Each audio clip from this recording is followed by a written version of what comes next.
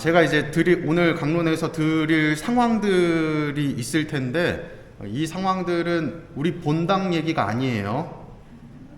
아셨죠? 네. 또 제가 늘 말씀드리듯이 어느 단체인가, 누군가, 막 그런 거 찾으시려고 생각하시면, 제가 하고자 하는 얘기와는 좀 멀어지시는 겁니다. 제가 뭘 얘기하려고 하는지를 파악하시면 좋겠습니다. 여기 계시는 분들 중에서 봉사자로 임하시면서 저랑 면담하신 분들 계시죠? 제가 그 면담할 때마다 이런 얘기를 해요. 제가 면담을 하면 꼭 당부드리는 게 두 가지가 있다. 이거는 뭐 여러분이 그런 분들이어서 그런 것이 아니라 제가 이렇게 본당에서 또 성당에서 이렇게 활동을 하다 보니 꼭 생기는 문제들이다. 그래서 좀 주의하시면 좋겠다라는 마음에 두 가지를 말씀드린다. 첫 번째 뭘까요? 싸우지 말아라. 두 번째는 돈 문제 일으키지 말아라. 두 가지입니다. 대부분의 경우 두 번째인 이 돈 문제는 잘 일어나지 않아요. 왜냐하면 돈이 문제가 생기게 되면 그게 이제 수면 위로 딱 떠오르게 될 거고, 그러다 보면 누가 돈 가지고 장난쳤는지가 뻔히 보여요. 그렇기 때문에 정말 이제 악한 마음을 가지지 않는 이상은 돈 문제는 잘 일어나지 않습니다. 근데 첫 번째, 싸우지 마십시오 라고 말씀드리는 이 부분은 아주 그냥 비일비재하게 일어나죠.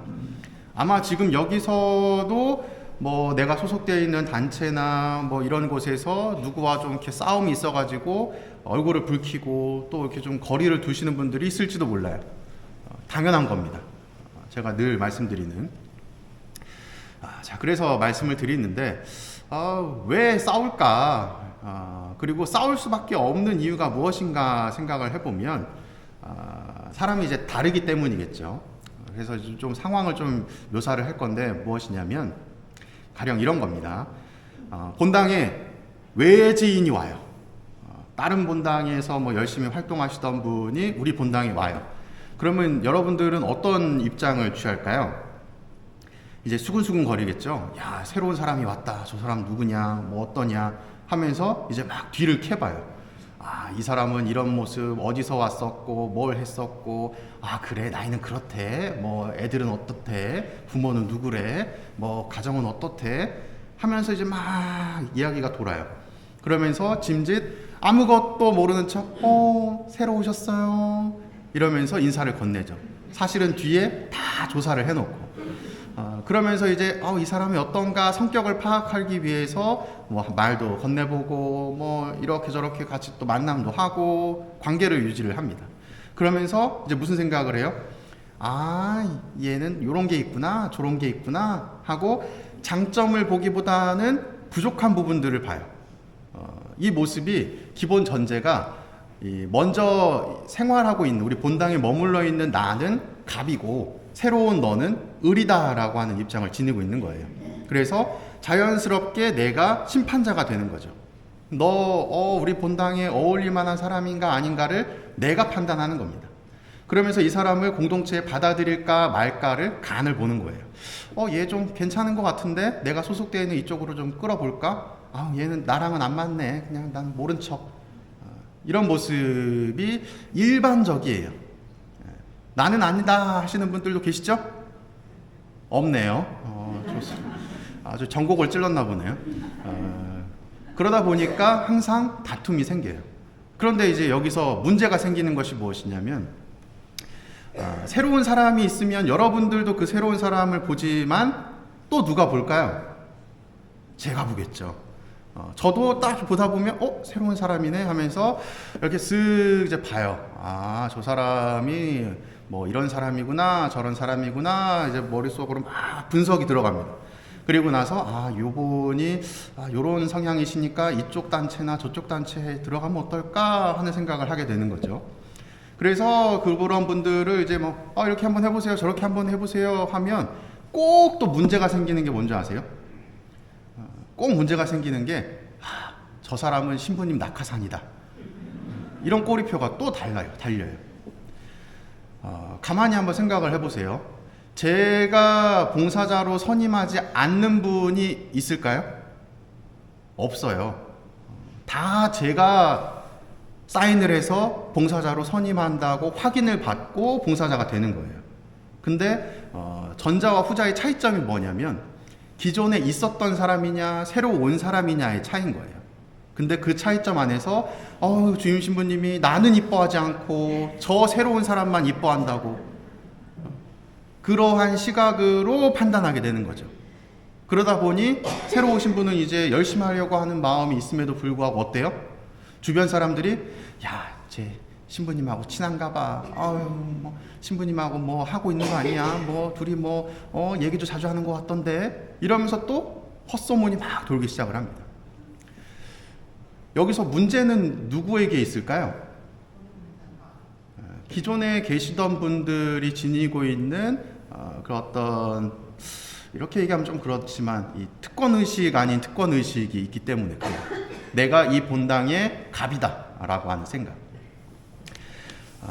오늘 지혜서의 말씀이 그러한 모습이에요. 우리가 사람들과 관계 맺는 모든 것들을 오늘 지혜서에서 다 이렇게 표현을 해주고 있습니다. 악인들은 옳지 못한 생각으로 저희끼리 이렇게 말한다 그러죠. 의인에게 덫을 놓자. 덫을 놓는 이유가 무엇이냐면 와가지고 자꾸 딴지를 거는 거죠. 여기 본당에선 이렇게 하네요, 저렇게 하네요. 제가 있을 때는 이렇게 했는데 저렇게 했는데 제가 아는 신부님은 이렇게 했는데 저렇게 했는데 이러면서 뭐 조금은 입 바른 소리 혹은 우리 단체가 좀 듣기 불편한 소리를 하기 시작하면 네가 뭐 얼마나 잘났다고 내가 본당에서 뭐도 하고 신앙생활 얼마나 했는데 아이고 잘났다 이러면서 이제는 그 사람의 그 말 자체에 집중하기보다는 사람 자체를 공격하기 시작을 합니다. 그러다 보면 자연스럽게 싸우게 되는 거죠. 그리고 이 싸움의 그 근원에는 항상 이런 걸 꼭 얘기를 해요. 내가 어느 신부님 계실 때에 이렇게 교육을 받았는데 너는 누구 신부님 밑에 있었냐? 누구한테서 배웠냐? 그 신부님은 뭐 연차가 10년 차고 그 신부님은 딱 내가 모시는 신부님은 교구에서 뭐 30년 이상 되고 뭐 교구청에서 뭐도 하신 분이다. 네가 틀렸다 하면서 또 싸움 아닌 싸움이 일어나요. 아닐 것 같죠? 아닐 것 같죠? 다 일어나는 일입니다. 제가 다시 말씀드리지만 우리 본당 일이 아니라 또 수소문 하실까봐 제가 왜 이런 얘기를 드리냐면 이런 일들이 뭐 어떤 특정 본당의 특정 누구에게만 해당되는 게 아니라 모든 본당에 늘 빈번하게 일어나는 일들이에요. 왜 성당 안에 새로운 사람의 유입이 없는가? 거기에 대한 이유이기도 합니다. 우리가 그냥 터줏대감처럼 자리를 딱 잡고 있으니까 누군가가 와서 올바른 소리 하고 그거 조금 잘못됐는데요? 이렇게 해야 되는데요? 저희 이거 이렇게 하는 게 올바른 것 같은데요? 라고 이야기를 꺼내는 순간에 아이고 지가 뭘 잘났다 이런 마음을 이제 가지게 되니까 그러다 보니까 밀어내다 보면 결국은 누구만 남아요? 우리만 남는 거죠. 그리고 그 우리 안에서도 서로 싸워요. 그러면 이제 우리가 아니라 나만 남게 되는 거죠. 이러한 모습들이 교우분들 안에서도 일어나지만 사실은 제 삶 안에서 많이 일어나는 모습들이에요. 그래서 사실은 교우분들 이야기보다는 제 이야기를 하고 싶었는데 제 이야기만 하면 또 얘기가 짧아질까봐 조금 살을 좀 붙였습니다. 저도 이제 본당에 이곳저곳으로 팔려다니잖아요. 뭐 짧게는 3년, 길게는 5년 본당마다 이동을 하게 되는데 이동할 때마다 제가 마주하는 문제가 그런 거예요. 분명히 저 단체에서 저런 모습을 보이는 것들은 잘못된 거예요. 근데 잘못됐다고 이야기하는 순간에 그분들이 뭐라 그러는 줄 아세요? 저희는 옛날부터 이렇게 해왔다고 우리 본당은 이렇게 한다고 이게 뭐 우리 초대 신부님 누구 때부터 해가지고 뭐 몇십 년을 이렇게 해왔고 우리는 전통이 있고 역사가 있는 본당이고 이러면서 틀린 것을 틀렸다고 이야기했는데 제가 틀린 사람이 되는 모습을 보이게 됩니다. 그렇게 한번 관계가 틀어지게 되면 어떻게 되죠? 저 신부는 우리 단체 싫어해. 나 안 좋아해. 하는 그 미운 털이 박히게 되는 거예요. 그러다 보니 본당 사목이 어려워지는 겁니다. 올바른 것을 올바르다고 이야기하고 제대로 된 것을 제대로 알려드림에도 불구하고 그걸 받아들일 준비가 안 되신 분들이 있다면 이제는 서로가 힘들어지는 거죠. 왜냐하면 저는 위치상으로는 어찌 보면 갑의 위치에 있을지 모르지만 이동하게 되면 사실 누군가에게 평가받는 을의 입장에 있기 때문입니다. 을이 감히 감님들에게 이러니 저러니 조언을 하니 먹힐까요? 안 먹히는 거예요. 그래서 어쩌면 신학교에서 그런 이야기를 이제 교육을 시키는 것 같다는 생각도 듭니다. 부임을 하게 되면 최소한 6개월, 적어도 1년은 아무것도 하지 말라고. 왜냐하면 그 기간 동안에 뭐 이유야 뭐 전임 신부님을 존중하고 뭐 이렇다 이야기를 하지만 제가 드는 생각은 6개월에서 1년 동안을 가만히 이렇게 있다 보면 자연스럽게 신자분들과 본당 신부의 그 위치가 을의 입장에서 점차적으로 이제 갑의 위치로 바뀌게 되기 때문에 계속해서 미사하고 강론하고 하면서 나라고 하는 사람을 드러내고 그 드러내는 것 안에서 강요가 아니라 자연스럽게 습득하는 모습을 저 사람은 이런 얘기를 하는 사람이구나, 나쁜 사람 아니구나, 좋은 사람이네 하고 젖어드는 과정이 있기 때문에 이게 바뀌지 않나.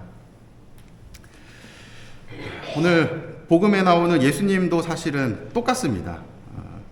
이 예수님께서 오늘 복음에서 이토록 성전에서 돌아다니기를 꺼려하는 이유는 우리 이번 주에 나왔었던 이 베짜타 못에서 38해 동안 앓던 사람이 치유를 받게 되고 그 치유받은 사람이 치유받은 날이 안식일이었기 때문에 그 안식일에 병을 치유했다는 것만으로 안식일을 어겼다. 그래서 예수님께서는 이제 재판에 넘겨지게 되고 곧 바리사이들이 예수님을 죽이려고 막 했었던 상황. 이 상황에서 예수님이 어떤 논리를 또 오늘 복음에서 피시냐면 오늘 복음서 안에서는 정확하게 드러나지는 않지만 생략되어 있기 때문에 이 7장부터 7장 1절부터 7장 30절까지의 전체적인 내용을 다 읽어보시면 이런 부분을 확인하게 돼요. 유다인들은 율법이 곧 자신들의 삶이었죠. 율법을 지키냐 지키지 않느냐 그것이 굉장히 중요했던 요소입니다. 그런데 유다인들이 율법을 안 지켰던 것이 딱 하나 있어요. 모든 사람들이 다 이건 안 지켜도 되지 라고 했었던 것. 그것이 무엇이냐면 아이가 태어나서 8일째 되는 날 뭘 하죠? 할례를 하죠. 안식일에도 할례는 이루어졌어요. 원래는 원칙적으로 따지면 안식일에 할례가 이루어지면 안 되는 거예요. 뭔가 변화를 일으키는 것이기 때문에. 하지만 이 할례라는 것은 괜찮다라고 하는 것이 유다인들의 입장이었습니다. 왜냐하면 이 할례라고 하는 것이 지니고 있는 의미가 이 창조와 구원이라고 하는 측면이었어요. 생명을 얻는 것과 또 생명을 회복하는 일이었기 때문에 이 할례는 안식일에 이루어져도 된다라고 이야기를 했던 겁니다. 왜냐하면 이 창조와 구원이 곧 하느님께서 하시는 일이기 때문에. 그런데 한번 가만히 생각을 해보세요. 생명을 창조하고 생명을 회복시키는 것은 안식일에 해도 된다라는 것이 유다인들의 그 기저에 깔려있는 생각이었죠. 예수님께서 병든 이를 고쳐주시는 것은 생명을 회복시켜주는 일이에요. 그러면 안식일에 기적을 행하는 것이 옳은 일일까요? 옳지 않은 일일까요? 옳은 일이겠죠. 그래서 예수님은 이 유다인들에게 질책을 하는 겁니다. 너희들도 율법 안 지키고 있지 않냐? 그 의미를 살아낸다고 하면 할례를 하면 안 되는데 왜 하냐? 그것은 바로 하느님을 위해 하는 것이고 나도 하느님의 일을 하는 것이다. 그러니 나를 구속할 수가 없다는 것이죠. 그래서 예수님께서는 성전에서 또 더 큰 소리로 가르침을 주고 계십니다. 너희는 나를 알고 또 내가 어디에서 왔는지도 알고 있다. 그러나 나는 나 스스로 온 것이 아니다. 나를 보내신 분은 참되신데 너희는 그분을 알지 못한다. 왜냐하면 율법에 담겨져 있는 안식일법에 담겨져 있는 참 의미를 너희들은 모르기 때문에 그 참 의미는 결국 하느님이신데 너희들은 하느님의 뜻을 제대로 파악하고 있지 못하기 때문에 너희들 하느님을 모르는 것이다. 하지만 나는 알고 있다. 내가 바로 하느님의 아들이기 때문에. 유다인들은 자신들의 입장에서 예수님을 바라보고 판단하고 심판하는 이 갑의 위치에 있었던 겁니다. 따지자면 예수님께서 이 유다인 사회 안에 던져지신 것이죠. 어려운 말로 이제 피투되었다라고 이야기를 하는데 던져지고 나서 갑이신 예수님이셨지만 오히려 그 공동체의 갑인 유다인들에게 심판받고 또 판단받는 모습을 보이게 됐던 거예요. 자신들의 논리와 자신들의 입장으로 저 사람을 박해하고 공격하고 하면서 자신들의 입지만을 유지시키려고 했었던 모습. 이러한 모습들이 우리 안에도 있다면 지금 이 시대에 우리는 예수님을 믿는 신앙인이 아니라 오히려 예수님을 박해하는 유다인들과 똑같다는 겁니다. 사순 시기가 이제 5주간을 향해서 나아가고 있습니다. 우리는 회개하고 보속의 시기를 지녀야 된다고 이야기하는데 어찌 보면 아직도 예수님을 박해하고 있는 유다인들의 모습, 하느님을 진정으로 믿고 따르는 모습이 아니라 나만을 위한 이기적인 신앙생활을 하고 있는 것은 아닌가 돌아보셨으면 좋겠어요. 사랑합니다. 더불어서 하나 더 말씀드리지만 우리 본당 얘기 아니라는 겁니다. 왜냐하면 이런 얘기하면 제가 항상 고민하는 게 그거예요. 본당 얘기를 안 해야지. 왜냐하면 본당 얘기하면 그냥 물고 뜯고 하시려고 그냥 또 막 혈안이 돼 있어요. 네가 얘기했냐 너냐 막 뭐 또 찾으시려고. 없을 것 같죠? 다 있어요. 저는 본당 얘기는 안 합니다. 아셨죠? 오해하지 마세요.